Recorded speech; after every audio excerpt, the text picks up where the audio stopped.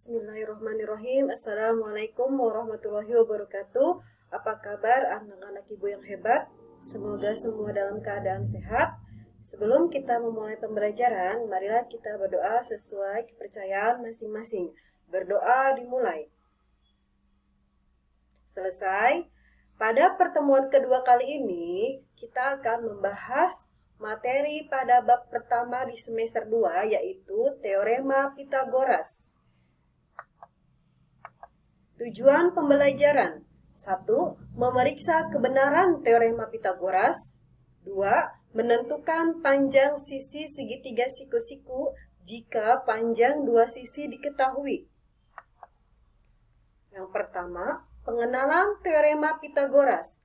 Teorema Pitagoras itu penemunya adalah orang yang bernama Pitagoras. Jadi sama dengan teoremanya ya, dinamakannya sesuai nama penemunya, yaitu sekitar abad pertama. Pitagoras menyatakan bahwa kuadrat panjang sisi miring suatu segitiga siku-siku sama dengan jumlah kuadrat panjang sisi-sisi lainnya. Artinya, teorema Pitagoras itu berlaku hanya pada segitiga siku-siku. Perhatikan segitiga siku-siku di bawah ini. Nah, dari rumus teorema Pitagoras, kita jabarkan seperti ini. Diperhatikan baik-baik. Nah, segitiga ini merupakan segitiga siku-siku, di mana sisi A dan sisi B itu disebut panjang sisi siku-siku atau sisi tegaknya.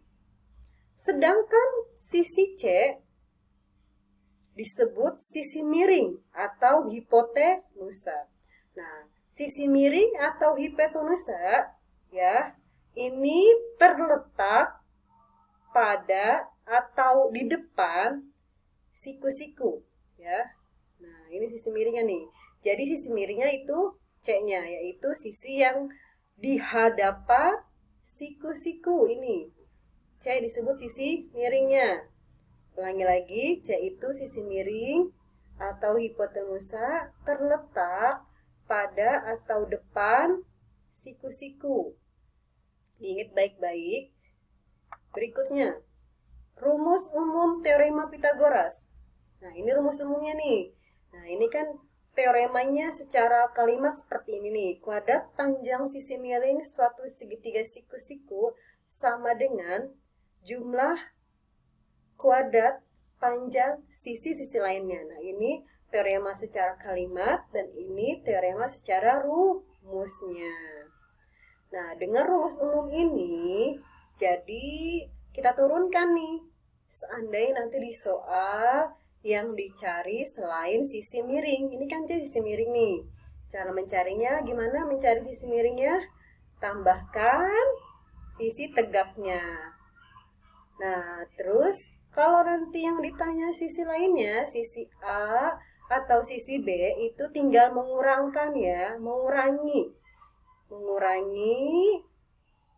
apa? Mengurangi panjang sisi miring dikurang sisi yang lainnya. Ini pun sama. Kesimpulannya, nanti bila di soal yang ditanya yang sisi miring, maka dijumlah. Tapi nanti bila yang ditanya bukan sisi miring seperti sisi A atau sisi B yang bukan sisi miring, maka nanti dikurang.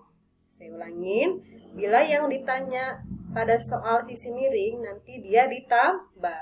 Tapi yang bukan sisi miring, nanti dia dikurang. Ya, ingat baik-baik itu ya. Nah, memeriksa kebenaran teorema Pitagoras. Nah, ini ada persegi satuan, persegi A. Ya, ini ada 9 kotak ya. Dia dengan panjang 3 satuan, kan kalau persegi itu sisi kali sisi ya. Ini 9, 1, 2, 3, 4, 5, 6, 7, 8, 9.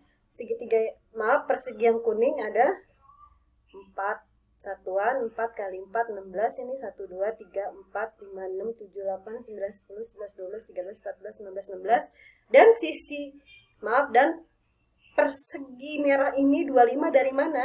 Ya, setelah dibentuk, nah ini nanti terbentuk ada 5 satuan persegi yang isinya ini 25 kotak. Dari mana 25? 9 tambah 16. Sudah terbukti ya bahwa kebenaran teorema Pythagoras itu C kuadrat sama dengan A kuadrat tambah B kuadrat. Ya. Nah, menentukan panjang sisi segitiga siku-siku jika panjang dua sisi diketahui. Nah, ini ingat tadi Ibu bilang tadi, jika di soal yang ditanya sisi miringnya, berarti dia dijumlah. Dan jika yang ditanya bukan sisi miringnya, maka dia dikurang. Ingat baik-baik ya. Nah, kita lihat contoh soal nomor 1 ini. BC ini sisi miring bukan? Ya, betul sisi miring ya. Berarti nanti dia diapain kalau yang ditanya sisi miring? Dijumlah ya. Bu, ini kok simbolnya bukan ABC lagi sih? Sudah banyak macamnya. Ya, sesuai konteks soalnya. Makanya kamu harus paham. Kalau yang ditanya sisi miring, kamu sudah pasti ditambah. Tanpa mau soalnya bentuknya seperti apa, mau hurufnya seperti apa, kita sudah paham begitu. BC ini sisi miring yang ditanya berarti dia nanti dijumlah. Apa yang dijumlah? Sisi yang pertama 3 kuadrat tambah sisi yang kedua 4 kuadrat. 3 kuadrat 9 tambah 4 kuadrat 16 sama dengan 25. BC sama dengan akar 25 berapa? 5. Bu, ini kok tadi ini nggak ada akar, Bu. Kenapa ini diakarin? Iya, ini menghilangkan kuadrat di sini, jadi di sini diakarin ini ya. Ya. Nah, jadi BC sama dengan akar 25 berapa? 5.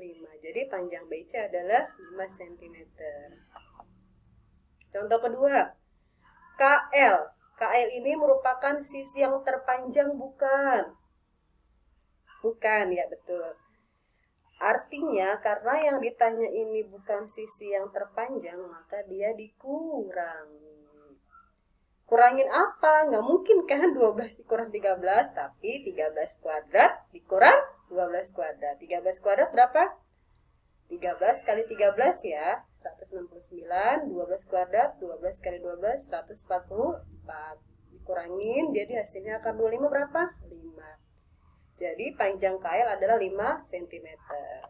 Tugasnya pahami materi pembelajaran kita hari ini. Catat kembali ya dan kerjakan link pada tugas yang telah diberikan. Sekian dari Ibu. Wassalamualaikum warahmatullahi wabarakatuh.